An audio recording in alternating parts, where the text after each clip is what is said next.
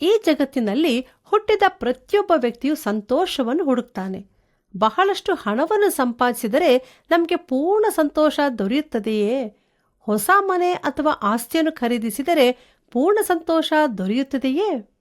ಸಂತೋಷವಾದ ಜೀವನವನ್ನು ನಡೆಸುವುದು ಹೇಗೆ?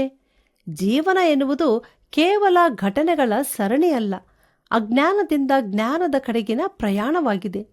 ಎಲ್ಲರೂ ಒಂದೇ ರೀತಿಯಾದ ಪ್ರಯಾಣವನ್ನು ಹೊಂದಿರುವುದಿಲ್ಲ. ಈ ಜೀವನವನ್ನು ನಡೆಸಲು ನಮಗೆ ಒಂದು ಮಾರ್ಗದರ್ಶಿ ಇದ್ದರೆ ಎಷ್ಟು ಒಳ್ಳೆಯದಾಗಿರುತ್ತಿತ್ತು.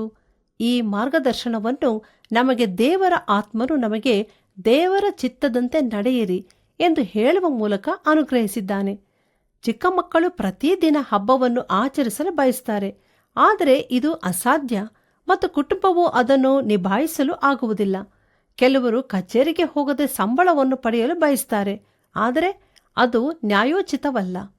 ಎಲ್ಲವೂ ನಮ್ಮ ಇಷ್ಟದ ಮೇರೆಗೆ ನಡೆಯಬೇಕೆಂದರೆ ಅದು ಸಾಧ್ಯವಾಗುವುದಿಲ್ಲ. ದೇವರು ನಮಗೆ ಅನುಗ್ರಹಿಸಿದ ರೀತಿಯಲ್ಲಿ ನಾವು ನಡೆಯಬೇಕು.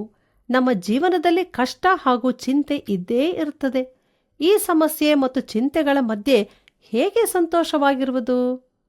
ಯೇಸು ಹೀಗೆ ಹೇಳಿದ್ದಾರೆ, ಎಲೈ ಕಷ್ಟಪಡುವವರೇ, ಹೊರೆ ಹೊತ್ತುವವರೇ, ನೀವೆಲ್ಲರೂ ನನ್ನ ಬಳಿ ಬನ್ನಿರಿ, ನಾನು ನಿಮಗೆ ವಿಶ್ರಾಂತಿ ಕೊಡುವೆನು ಎಂದು.